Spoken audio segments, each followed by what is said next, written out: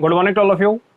मैं पंकज जांगड़ा आपके अपने यूट्यूब चैनल पे आपका बहुत तहे दिल से स्वागत करता हूं, अभिनंदन करता हूं। माय डियर स्टूडेंट्स, आज की जो अपनी वीडियो होगी वो नरेशन के पार्ट 6 के ऊपर होगी और हमने पिछले पार्ट के अंदर इंपेरेटिव सेंटेंस को कंप्लीट कर लिया था। आज बात करते हैं एक्सक्लामेटरी सेंटेंस की। किसकी बात करते हैं? एक्सक्लामेटरी सेंटेंस की बात कर लेते हैं।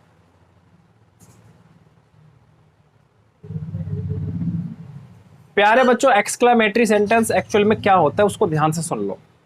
किसे कहेंगे एक्सक्लामेटरी सेंटेंस? देखिए, एक्सक्लामेटरी सेंटेंस इसको हिंदी में विस्मयादि बोधक कहते हैं। विस्मयादि बोधक कहते हैं मतलब ऐसा वाक्य जिसके अंदर किसी भी चीज को देख के आपके सडन एक्सप्रेशंस जो होते हैं, मतलब आप उसके विस्मय में पड़ जाते हो, आप आश्चर्यचकित हो जाते हो, सरप्राइज हो जाते हो, वो सारे सेंटेंस आपके एक्सक्लेमेटरी सेंटेंस होते हैं।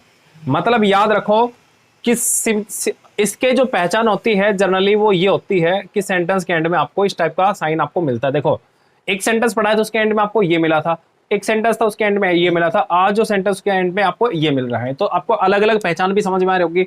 साथ में ना केवल साइन से पता चल रहा है, साथ में हमें सेंटेंस के स्ट्रक्चर से भी पता चल रहा है कि किसी सेंटेंस की शुरुआत हेल्पिंग वर्ब से हो रही है, किसी की सब्जेक्ट से हो रही है और किसी की लेट से, प्लीज से, काइंडली से।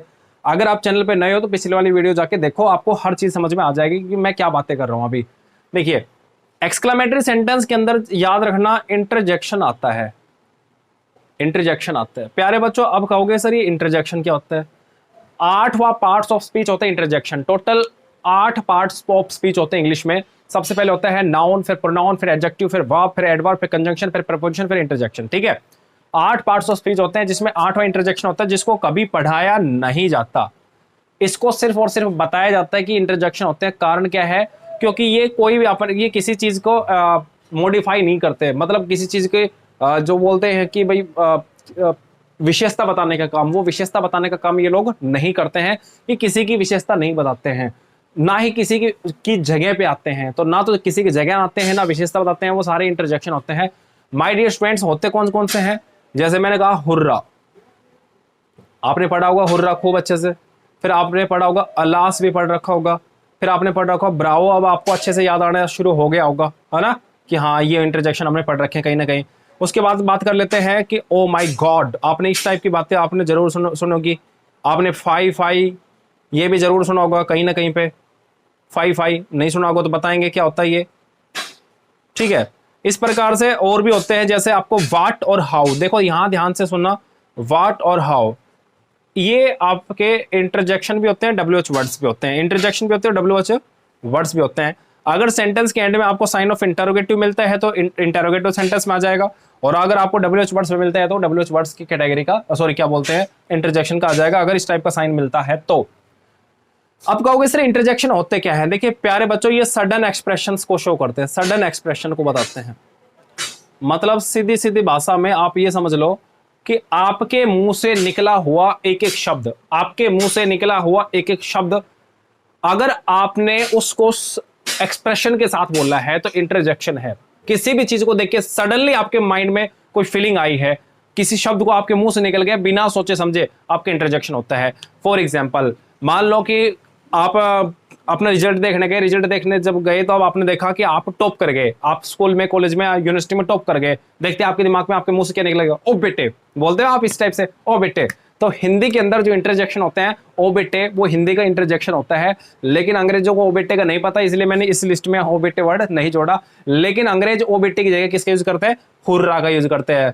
मतलब ये हुआ कि आपके मुंह से निकला हुआ शब्द अगर हिंदी में बोला तो ओ बेटे और अंग्रेजों ने बोला तो हुर्रा होता है। इसका मतलब ये हुआ कि इसको खुशी के लिए यूज किया जाता है। किसके लिए यूज किया जाता है? खुशी के लिए। तो हम वर्ब जो आएगी, वर्ब जो होगी उसके अंदर आपको सैड या सैड टू जहां पर भी मिलेगा उसको आप में सैड और सैड टू को चेंज करना है इनके हिसाब से। अगर आपको हुर्रा मिलता है तो आप इसकी जगह लिखोगे एक्सक्लेम्ड विद जॉय, खुशी जाहिर करते हुए उसने कहा। एक्सक्लेम्ड विद जॉय, खुशी जाहिर करते हुए उसने बताया या कहा। अलास किस चीज को बताता है? खुशी को या दुख को? आप कहोगे सर दुख को, तो देखो एक्सक्लेम्ड विद सोरो, सोरो लिख देंगे यहां पे। कि दुख जाहिर करते हुए उसने कहा है ऐसा। ब्रावो, प्यारे बच्चों, ब्रावो के अंदर आपको अपलोडेड लिखा मिलेगा। अपलोड, ब्रावो का मतलब होता है शाबाशी देना। ब्रावो मीन्स क्या होता है? शाबाशी देना। तो उसको हमने अपलोड कर दिया। अब आप कहोगे सर ऊपर वाले में आपने एक्सक्लेम्ड एक्सक्लेम्ड लिखा था, यहाँ पे अपलोड क्यों कर दिया, यहाँ पर क्यों नहीं लिख रहे एक्सक्लेम्ड विद समथिंग? तो प्यारे बच्चों याद रखना कि ये जॉय और सोरो कोई वर्ब नहीं है, इसलिए हमें वर्ब लगानी पड़ी थी, तो हमने एक्सक्लेम्ड एक्सक्लेम्ड लिखा था। लेकिन ब्रावो के लिए हमारे पास पहले से वर्ब है, इसलिए अपलोडेड डायरेक्ट मैंने लिख दिया। Next, oh my God. प्यारे बच्चों डिपेंड करता है ओ माय गॉड आपने कैसे बोला। एक तो मैं बोलूं oh my God, oh my God मतलब एक्सप्रेशंस पे डिपेंड करेगा कि आप उस चीज को देख के खुश हो, दुखी हो, सरप्राइज्ड हो, शॉक्ड हो। तो प्यारे बच्चों यहां पर हम लिख सकते हैं एक्सक्लेम्ड विद सरप्राइज। अगर आपको अच्छी बात लगी, देखो सरप्राइज में और शॉक्ड में क्या फर्क होता है सुन लो। अगर आपको देख के उसको अच्छा लगा तो सरप्राइज हो जाओगे। सपोज करो आप घर गए, घर पे आपके पापा आपके लिए आपके बाइक या कार लेके आए हैं, तो आप देखते क्या होगे, बिल्कुल सरप्राइज हो जाओगे, क्योंकि आपने ऐसा उम्मीद नहीं की थी। तो you exclaimed with surprise, surprise जाहिर करते हुए कहा। लेकिन अगर आप सपोज करो कि वो जो बाइक आपके पापा या कार लेके आए थे वो आप घर गए तो उससे पहले आपने आपके पापा ने वो बेच दी, तो इसका मतलब ये होगा कि आपने आपको वो शौक लगेगा। वंडर, वंडर का मतलब ही किसी नई चीज को देख के आपके दिमाग में जो बात आएगी वो दैट इज वंडर, तो उसको वंडर के लिए यूज करेंगे। तो आपको सरप्राइज और शौक का यूज करना है generally. Fie fie, fie fie जो वर्ड होता है इसका मतलब होता है छी छी। फाई फाई का मतलब क्या होता है? छी छी। मतलब ये हुआ कि बहुत खराब चीज देखते ही आपके दिमाग में जो वोमिटिंग की जो फील आती है उसके लिए आप फाई फाई का यूज करते हैं, छी छी का यूज करते हैं। तो इसके लिए आपको यूज करना है एक्सक्लेम्ड विद, एक्सक्लेम्ड विद यहां पर लिखेंगे डिसगस्टिंग। डिसगस्ट जो वर्ड होता है इसका मतलब क्या होता है? इसका मतलब ये होता है बहुत ही मतलब बहुत खराब चीज, डिसगस्टिंग। ठीक है, तो एक्सक्लेम्ड विद डिसगस्टिंग, ये डी नहीं है ये सी है, याद रखना। एक्सक्लेम्ड, एक्सक्लेम्ड विद डिसगस्टिंग मतलब बहुत ही बुरी तरीके से करते हैं उसने कोई बात बताई। ठीक है, हाउ और वट, प्यारे बच्चों हाउ और वट को देखिए कंफ्यूज नहीं होना है। कारण क्या है? हाउ और वट यहां पर इंटरोगेटिव सेंटेंस के रूप में यूज नहीं हुए हैं। ये इंटरोगेटिव के अंदर भी मैंने बताया था क्वेश्चन वर्ड के अंदर, तो ये क्वेश्चन वर्ड में नहीं आए हैं। तो इसका यूज कैसे करेंगे समझ लो। इसका यूज करेंगे एक्सक्लेम्ड विद वंडर के रूप में। एक्सक्लेम्ड विद वंडर, ये चीज मैं आपको बताऊंगा। वंडर नहीं सॉरी, सरप्राइज भी हो सकता है, वंडर भी हो सकता है और शॉक भी हो सकता है। सरप्राइज, शॉक्ड और वंडर में से कोई भी बात आपकी यहाँ पे हो सकती है। सरप्राइज, शॉक और वंडर में से कोई भी बात यहाँ पे हो सकती है, तो आपको ये बात पता होनी चाहिए। और भी इसकी लिस्ट काफी लंबी होती है, जैसे होता है, और आउच वर्ड तो आपने खूब सुना होगा, लड़कियां जनरली आउच वर्ड यूज करती हैं इस टाइप से। ओह ओह, ये सब चीजें क्या होती हैं? ये सब के सब इंटरजेक्शंस होते हैं। इनकी लिस्ट अनकाउंटेबल है, न्यूमेरस होते हैं, ये बहुत सारे होते हैं। लेकिन एग्जाम में आने वाले जो होते हैं वो लगभग यही होते हैं। कोई बुक अपने आप को ज्यादा अच्छे दिखाने के लिए, कोई टीचर अपने आप को नेक्स्ट लेवल पे दिखाने के लिए कि हम इतने नॉलेज है, उनको दिखाने के लिए वो बहुत सारे और ज्यादा चीजों को यूज कर देते हैं। कुछ टू वर्ड यूज कर लेते हैं। तो इस टाइप की जो चीजें होती हैं ये पेपर में बहुत कम आती है। Rare of the rarest case होता है जिसके अंदर वो यूज की जा सकती है। लेकिन ये जो चीजें हैं पेपर में बहुत ज्यादा बार आई हुई है। तो हम सिर्फ और सिर्फ स्पेसिफिक कंटेंट पढ़ेंगे, केवल उतनी ही चीजें पढ़ेंगे जो आपके पेपर में आ जाए, आपके काम में आ जाए और आपको समझ में आ जाए। इससे ज्यादा आपको नहीं पढ़ना है, विद्वान नहीं पढ़ना है। विद्वान जिस दिन बनना होगा उस दिन मेरे को बताना, हम विद्वान भी बना देंगे। फिलहाल मेरा मेन मोटिव ये है आपका हर तरीके का एग्जाम को हम क्रैक करवा सके, आपको कॉन्सेप्ट समझा सके। बाकी जितनी प्रैक्टिस करोगे आपके फ्यूचर के लिए उतना ही बेनिफिट होगा आपके लिए। अब बात कर रहे थे कि कंजंक्शन की, कि भाई कंजंक्शन जो आएगा, कॉमा हटाने के लिए जो कंजंक्शन होते हैं उसके लिए हमें क्या करना पड़ेगा। प्यारे बच्चों कंजंक्शन के लिए आपको दैट का यूज करना पड़ेगा। किसका यूज करना पड़ेगा? वापस से दैट का यूज करना पड़ेगा। कंजंक्शन हटाने के लिए आपको सॉरी कॉमा हटाने के लिए आपको दैट का यूज करना पड़ेगा। लिख लेना, दो चेंज करने हैं छोटे छोटे। क्या क्या है? एक तो वर्ब आएगी तो ऐसा लिखना है, और कंजंक्शन आएगा तो दैट लगाना वापस से। सेंटेंस कैसा मिलेगा पेपर में, देखो मैं लिख के देता हूं आपको। आई होप आपने उतार लिया होगा, नहीं तो एक 10 सेकंड का रिवर्स करके आप उतार लो इसको। देखिए ध्यान सुनना, सेंटेंस आपका बड़ा इजी सेंटेंस लिख के देगा। जैसे मैंने कहा मोहित सेड टू मी, मोहित ने मुझसे कहा। क्या कहा भाई? जो इसको यूज कर लेते हैं, ठीक है। जैसे आपको समझाता हूं मैं, हुर्रा, हुर्रा देखते ही आप खुश हो गए है ना, हुर्रा देखते ही आप खुश हो गए। क्यों खुश हो गए? क्योंकि मोहित भी खुश हो गया। हुर्रा, फिर आपको sign of exclamation, I have won the match. Mohit said to me, hurrah I have won the match. प्यारे बच्चों सुनो ध्यान से, देखो सिंपल सेंटेंस में और एक्सक्लेमेटरी सेंटेंस में थोड़ा सा यही तो फर्क है। अगर मैं इस सेंटेंस से हुर्रा को गायब कर दूं, क्या बोला मैंने, इस सेंटेंस से हुर्रा को गायब कर दूं, जैसे मैंने कर ही दिया मान लो, तो सेंटेंस आपका किस कैटेगरी का होगा? आप कहोगे सर सिंपल बन गए तो सीधा क्या करेंगे, Mohit told me that he had won the match. Mohit told me that he had won the match, खत्म। लेकिन इस सेंटेंस को इसने जानबूझ के क्या बना दिया, एक्सक्लेमेटरी। तो प्यारे बच्चों आप भी इसको एक्सक्लेमेटरी बना दो। मतलब साफ साफ आपको दिख रहा होगा कि पहचान साफ साफ दिख रही है आपको, सेंटेंस एक्सक्लेमेटरी है। तो इसमें ये क्या कर रही है, हुर्रा देखते ही दिमाग में क्या आएगा, खुश हुआ है भाई। तो सैड टू को किस मतलब खुशी में ही बदल दो पहले, तो इसको मोहित को बहुत ज्यादा खुश कर दो। मोहित को खुश करेंगे कैसे, मोहित exclaimed with Joy.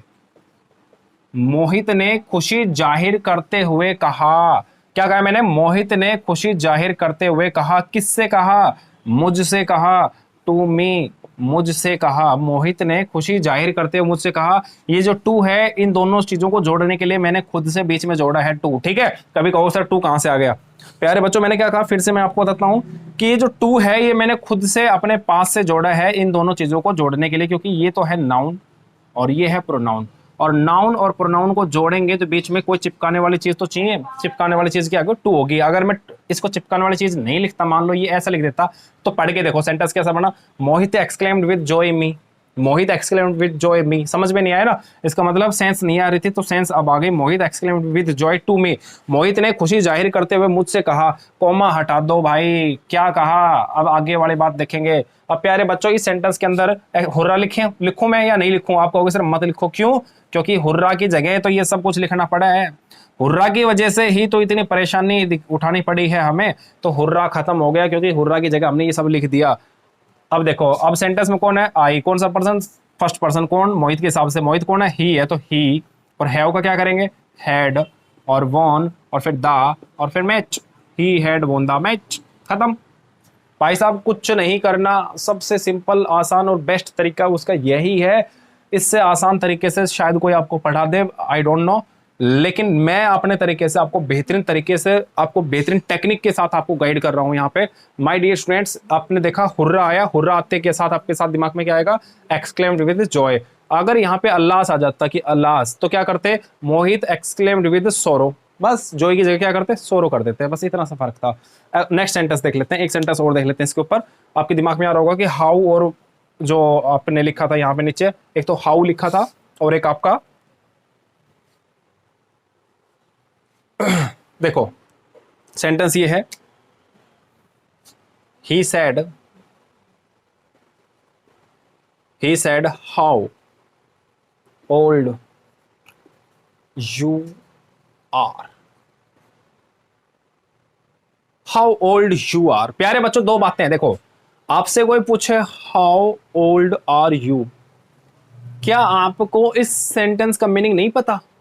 I hope सब बता देंगे। आपसे कोई बोले कि हाउ ओल्ड आर यू, तो आप आपका इसका मतलब क्या होगा, भाई आपकी उम्र कितनी है, आपकी उम्र कितनी है, आप कितने बड़े हो, हाउ ओल्ड आर यू, आप कितने बड़े हो। लेकिन इसने बोला हाउ ओल्ड यू आर। देखो दोनों सेंटेंस में फर्क समझ में आ रहा है, ओल्ड आर यू और यू आर और यू आर, फर्क समझ में आया।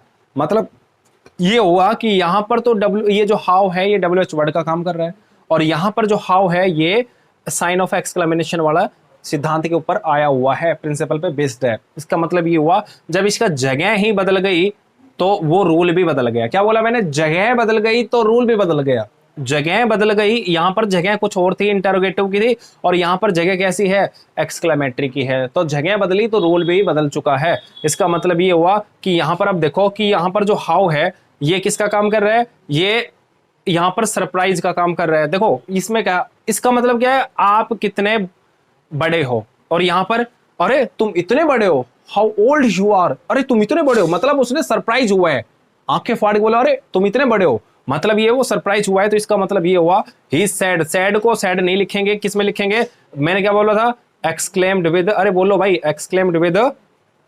यहां पर आप देखो, अगर पता लगे कि वो दिखता तो आपका 20 साल का है, लेकिन आपने उसको 20 साल का मान रखा था, लेकिन वो निकला 50 साल का, 30 साल का, 15 साल का, कितना भी, तो आप शॉक्ड हो गए। लेकिन आपने सोचा था वो छोटा बड़ा और निकला वो छोटा, तो आप सरप्राइज हो गए।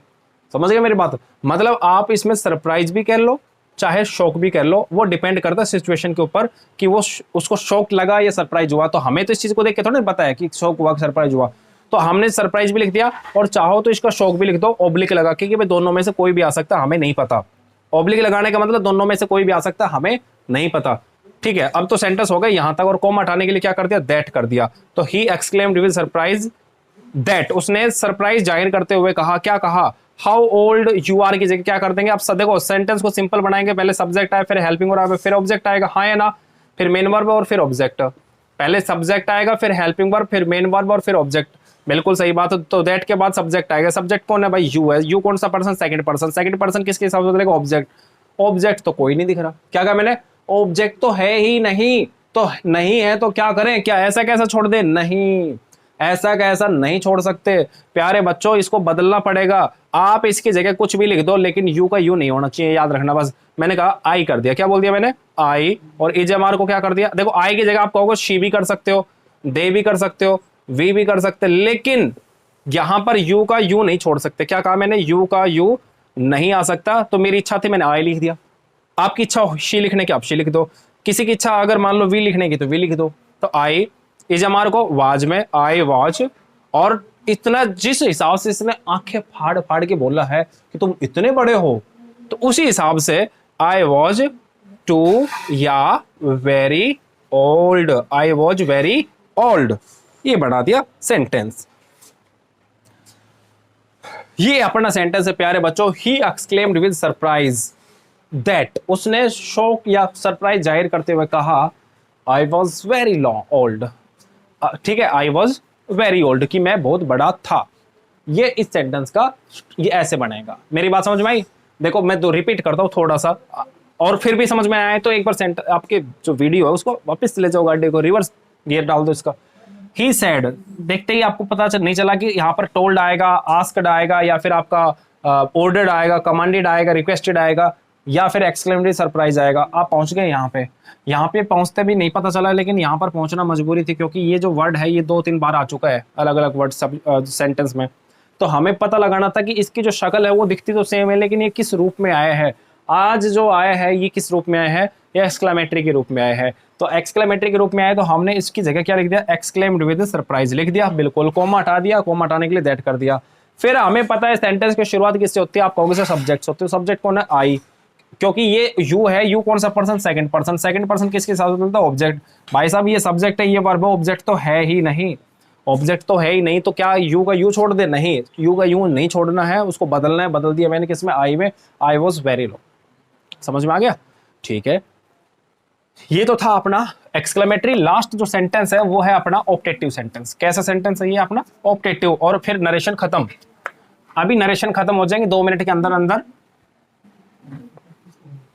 और फिर नेक्स्ट जो चैप्टर होगा अपना नरेशन के ऊपर 2 प्रैक्टिस सेट लेके आऊंगा मैं, जिसके अंदर हम ये जितने भी वर्ड्स जो बचे हुए हैं, जिन पे मैं मजबूरी की वजह से सेंटेंस नहीं बना पा रहा, टाइम की कमी की वजह से, उनके ऊपर सेंटेंस बना देखेंगे, और फिर आपको प्रैक्टिस कराएंगे 4-4 ऑप्शन देख के। ठीक है, 4-4 ऑप्शन देख के आपसे प्रैक्टिस करवाएंगे। प्यारे बच्चों ध्यान से सुनना, सेंटेंस ये है आपका, सॉरी, ऑप्टेटिव सेंटेंस। नेक्स्ट जो सेंटेंस है ऑप्टेटिव सेंटेंस आता है। ऑप्टेटिव सेंटेंस का मतलब होता है इच्छा सूचक। कैसा वाक्य, इच्छा सूचक वाक्य, मतलब ऐसा कोई भी सेंटेंस जिसके अंदर इच्छा बताई जाए। प्यारे बच्चों ऑप्ट एक इंग्लिश में वर्ड होता है, ऑप्ट का मतलब होता है चुनाव करना, चुनना। ऑप्ट मीन्स क्या होता है, चुनना। नहीं कहते आपके पास ऑप्शन है, तो ऑप्ट से ही क्या बना है, ऑप्शन। मतलब आपने ऑप्शन आ गया, मतलब आप चुनाव कर सकते हैं इन चारों में से कोई भी, आपके पास चॉइस है। तो कहता है ऑप्टेटिव सेंटेंस का मतलब इच्छा सूचक, चॉइस वाला वाक्य, कि आपकी चॉइस, आप जो मन करना चाहे वो कर सकते हैं। तो ऑप्टेटिव सेंटेंस वो सेंटेंस होते हैं जिनके अंदर एक इंसान दूसरे इंसान के ऊपर क्या करता है, देखो ध्यान से सुनना, एक इंसान दूसरे इंसान को क्या कर सकता है, ब्लेश कर सकता है, आशीर्वाद देता है, या फिर उसको अभिशाप दे सकता है। क्या कर सकता है, अभिशाप दे सकता है। और अभिशाप देने को इंग्लिश में क्या कहते हैं, कर्स कहते हैं। या तो वो क्या कर सकता है, अभिशाप देता है, या फिर वो क्या करता है, ब्लेस कर सकता है, या फिर वो विश करता है, इच्छा दर्शाता है अपने, तो वो इच्छा सूचक वाक्य होते हैं। विश का मतलब भी क्या होता है, इच्छा, तो इच्छा सूचक वाक्य होते हैं, वो याद रखना आपको। तो यहाँ पर देखना ध्यान से, जितने भी सेंटेंस जो good morning, good afternoon, happy new year, happy Diwali, happy Basant Panchami, ये सब जो सेंटेंस आप बोलते हैं वो सारे सेंटेंस किस में आते हैं, वो ऑप्टेटिव सेंटेंस में आते हैं। आपने किसी को बोला हैप्पी बर्थडे, आपने बोला हैप्पी न्यू ईयर, आपने बोला happy Diwali, happy Holi, happy Basant Panchami, ठीक है, good morning, good afternoon, good, ये जो जितने भी चीजें होती हैं ये सब आपकी इच्छा ही तो है। आपने अपनी इच्छा बताइए कि सामने वाले का दिन कैसा हो, अच्छा हो, तो गुड मॉर्निंग बोल दिया। आप चाहो तो आप उसको बैड मॉर्निंग भी बोल दो। ये कोई ऐसा थोड़ी नहीं कि ऐसा कहीं नहीं लिखा हुआ कि भाई बैड मॉर्निंग तो कोई धरती पे कोई वर्ड नहीं है, नहीं, हमने सिर्फ अच्छी चीज पढ़ रखी है कि गुड मॉर्निंग ही होता है। भाई अगर सुबह सुबह किसी की मॉर्निंग बैड हो जाए तो आप उसको जाके बोल सकते हो अरे गुड मॉर्निंग, नहीं ना, तो उसके लिए तो बेचारे के लिए बैड है, तो आप उसको ये तो बोले कि भाई इट्स अ बैड मॉर्निंग। तो इसलिए रटना नहीं है, चीजों को समझना है। जब गुड मॉर्निंग हो सकता है तो बैड मॉर्निंग भी हो सकता है। जब गुड मॉर्निंग आपने किया तो आपने उसको आपको ब्लैश किया या विश किया, आपने उसको बैड मॉर्निंग बोला तो आपने उसको कर्ष कर दिया। कर्ष का मतलब क्या होता है, अभिशाप देना। कर्ष मीन्स अभिशाप देना। अभिशाप देने को इंग्लिश में कर्स कहते हैं, याद रखना प्यारे बच्चों। तो सेंटेंस जो है अपना वो ये बना, जैसे मैंने कहा ही सेड गुड मॉर्निंग। प्यारे बच्चों मैंने क्या कहा, he said good morning, he said good morning. ये सेंटेंस है, बड़ा सिंपल सा प्यारा सा इजी सा सेंटेंस है, ध्यान से सुनना। ही सेड गुड मॉर्निंग, तो इस सेंटेंस के अंदर अगर देखा जाए तो क्या लिख सकते हैं, देखो मैंने कहा, आप देखोगे कि सर इसके अंदर तो गुड मॉर्निंग बोला है, तो इसका मतलब विश हुआ, क्या हुआ, विश हुआ। तो आप इसमें सैड को किस में बदलोगे, देखो सैड को, सैड अकेला आए चाहे सैड के साथ टू आए, क्या बोला मैंने, सैड अकेला आए चाहे सैड के साथ टू आए, तो या तो चाहो तो आप इसको विश्ड में बदल सकते हो, जरूरत हो तो ब्लेस्ड में बदल सकते हो, या फिर कर्स में बदल सकते हो। आपको लगे कि अभिशाप दिया है, कुछ गलत बात बोल दी किसी को लिख के, तो उस कर्स का मतलब अभिशाप देना, किसी भी इंसान को बहुत उसके बारे में बहुत भला बुरा कहना ही कर्स होता है। तो सैड जो ही सैड है, तो यहाँ पर सैड की बजाय क्या करोगे, विश्ड करोगे, ही विश्ड, क्योंकि गुड मॉर्निंग बोलना क्या क्या उसने विश तो की है, कहते हैं ना अपने गुरुजनों को विश करनी चाहिए, तो आपने क्या बोला, ही विश्ड कर दिया इसने, ठीक है। कोमा हटाने के लिए दैट, तो प्यारे बच्चों दैट तो मैं तब लगाऊंगा जब आगे कुछ लिखा हुआ होगा, यहाँ पे तो कुछ नहीं लिखा रखा, तो डायरेक्ट सेंटेंस क्या लिख दूंगा, ही विश्ड गुड मॉर्निंग, उसने गुड मॉर्निंग विश किया, तो सेंटेंस डायरेक्ट बन गया। आपको दैट लगाने की जरूरत नहीं है, क्योंकि दैट अगर मैं लगा दूंगा तो दैट क्या होता है, कंजंक्शन। समझो, रटो मत, समझो। मैंने क्या कहा, मेरा मेन काम क्या है, चीजों को समझाना, रटवाना नहीं। देखो दैट क्या होगा, कंजंक्शन। कंजंक्शन से पहले क्या होगा, सब्जेक्ट वर्ब ऑब्जेक्ट। कंजंक्शन के बाद क्या होगा, सब्जेक्ट वर्ब ऑब्जेक्ट। अगर मान लो ऑब्जेक्ट नहीं भी हो, मान लो ऑब्जेक्ट नहीं होगा, तो भी सेंटेंस ऐसा बनेगा, हाँ या ना, बिल्कुल बनेगा। तो ये सब्जेक्ट है, ये वर्ब है। अगर बीच में दैट लगा भी दो कंजंक्शन, तो दोबारा से क्या आएगा, सब्जेक्ट।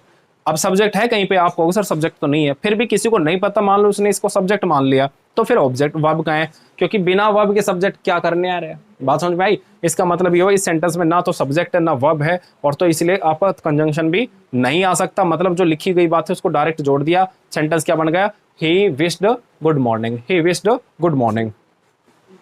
इसी सेंटेंस को थोड़ा सा अलग तरीके से लिख के दे सकता है, जैसे मैंने कहा, उसने ऐसे लिख दिया sentence, he said to me good morning, he said to me good morning sir, उसने मुझसे कहा गुड मॉर्निंग सर। इसको ऐसे कर लेते हैं, ये एक्सक्लेमेटरी सेंटेंस नहीं है, याद रखना। ऑप्टेटिव सेंटेंस में भी उसको इसी प्रकार से हम लिखते हैं, he said to me good morning sir, उसने मुझसे कहा गुड मॉर्निंग सर, ठीक है। तो प्यारे बच्चों ध्यान से सुनना, अगर देखा जाए तो यहाँ पर said to है, तो इसमें भी विश किया है, तो इसमें ऊपर वाले सेंटेंस में कुछ अंतर नहीं था। he wished me, उसने विश किया, किसको विश किया, मुझे विश किया, ठीक है, उसने मुझे विश किया, क्या विश किया, that he wished me, उसने मुझे विश किया, क्या विश किया, that।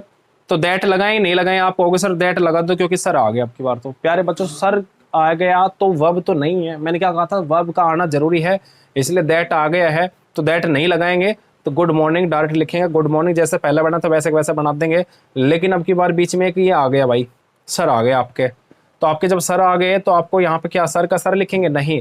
याद रखना प्यारे बच्चों, सर या मैडम जब भी सेंटेंस में आता है, उस सेंटेंस में सर और मैडम को हटा के किस में बदलना पड़ता है, रिस्पेक्टफुली में। सर और मैडम को हटा के किस में बदलना है आपको? रिस्पेक्टफुली में बदलना है। तो ही विश्ड मी, यहाँ पर दैट की जगह, दैट तो आएगा ही नहीं वैसे, तो यहाँ पर मी के बाद क्या लिखना है आपको? He wished me respectfully, he wished me respectfully good morning.